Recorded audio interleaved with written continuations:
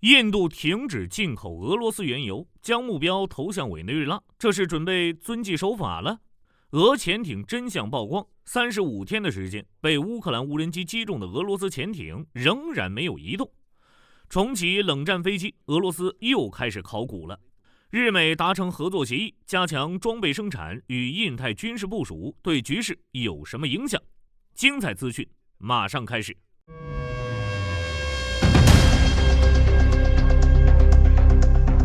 路透社爆出猛料，印度国营炼油巨头芒格洛尔炼油石化公司正式宣布停止进口俄罗斯原油。不仅停了，他们还火速找好了下家委内瑞拉。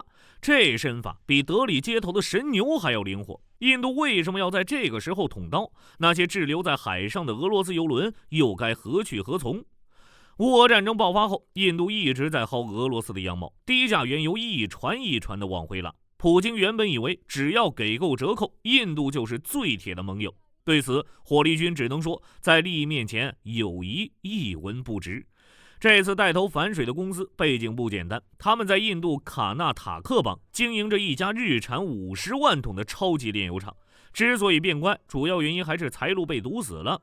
芒格洛尔公司生产的精炼燃料大约有 40% 是卖给欧洲的，而欧盟最近刚放了狠话，只要炼油厂在出货前加工了俄罗斯石油，我就拒收。华盛顿那边也加码了制裁。对于印度来说，如果继续贪图俄罗斯那点折扣小便宜，就会丢掉整个欧洲的大市场。这账一算，选哪个一目了然。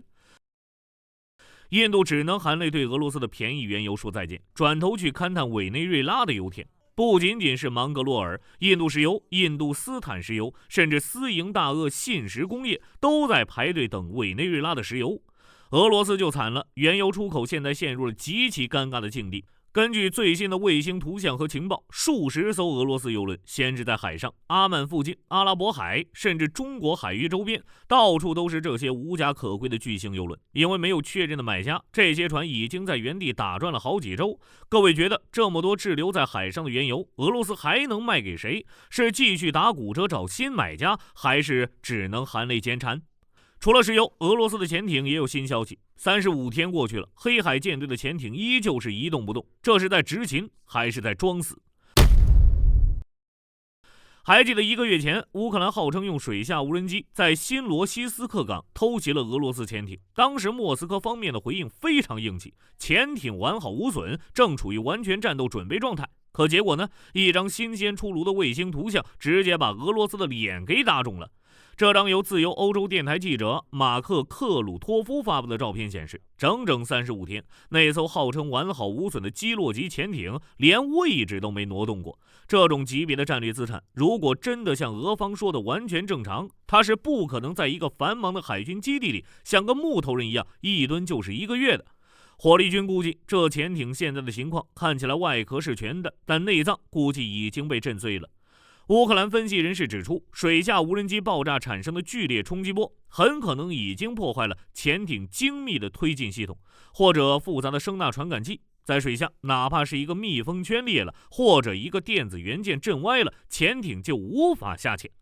最让俄罗斯扎心的是，现在的黑海不是普京想修船就修的地方。由于克里米亚的塞瓦斯托波尔造船厂一直笼罩在乌克兰远程导弹的阴影下，俄罗斯只能把船拉到新罗西斯克。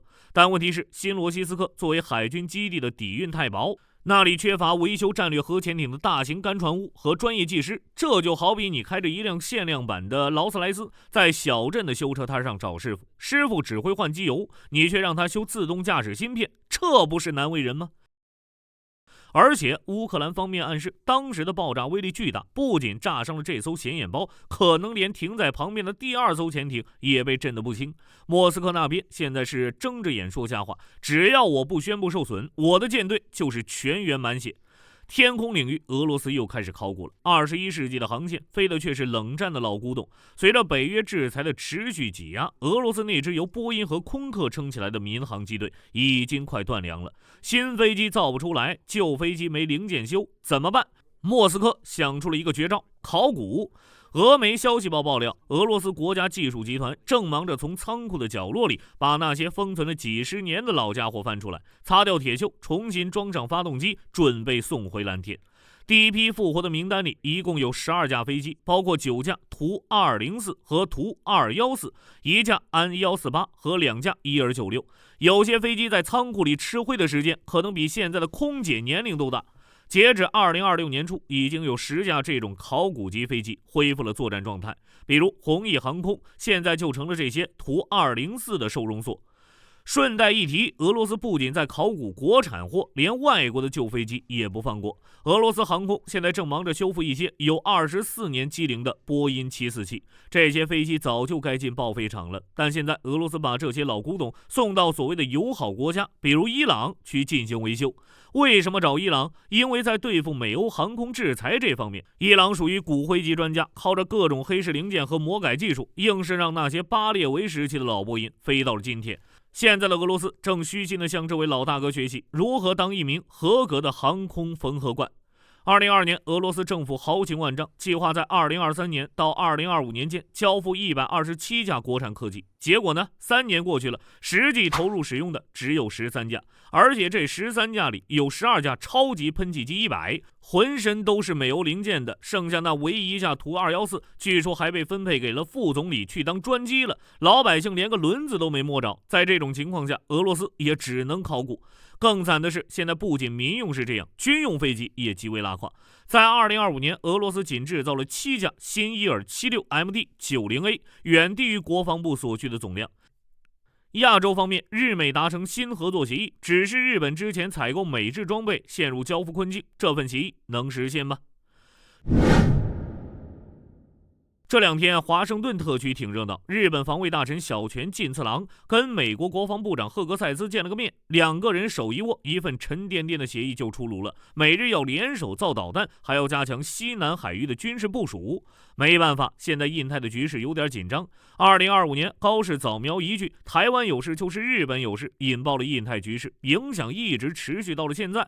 为了应对这种安全环境迅速恶化，日美国防部长确认同盟仍坚定不移，双方同意进一步推进空对空导弹和地空拦截器的联合生产。该声明表示，美国同意在包括日本西南地区在内的多个地点扩大更精密、更具实战性的联合演习。高市早苗也挺舍得花钱，2025年12月大手一挥，批准了创纪录的9兆日元国防预算。日本的想法很简单，我给钱，你给装备，咱们一起变强。日本会计检察院查了一下2018至2023年度防卫省通过美国对外军售计划的履行情况，这一查懵了。截至2018年年底，尚未到交付期限的591份合同中，有118份直到2023年年底，即5年后仍未交付。最惨的是航空自卫队的3则基地，他们买了1、2D 先进鹰眼预警机的维护器材，合同签了1398亿日元，原定2019年交货，结果美国厂商那边一直推到了2024年以后。没办法，日本只能拿着几十年前老型号 12C 的器材在那儿魔改维持。火力军只能说，如果美国想要保证日本的安全，武器的交付速度要快一点。好了，本期视频到这儿就结束了。各位觉得印太局势会如何发展？可以在视频下方留言，大家一起讨论。最后不要忘记点赞关注，我是火力军，下期见。好的，各位观众朋友们，我们频道一直在聊真实的军事资讯和武器装备，后台也经常有朋友问，有没有值得推荐的入门级模型？今天就和大家分享一款近期接触到的产品。首先，它的外形还原度做得相当不错，比例准确，武器上的一些关键细节和标识也都有体现，材质也说得过去，拿在手上有不错的分量感。其次，它具备一定的可动性，对于理解基础操作原理有一定帮助，让它不仅是个静态摆件。综合它的做工和可玩性来看，价格确实比较亲民。对于想入门模型收藏，或者单纯想在桌上贴一个摆件的朋友来说，是一个性价比很高的选择。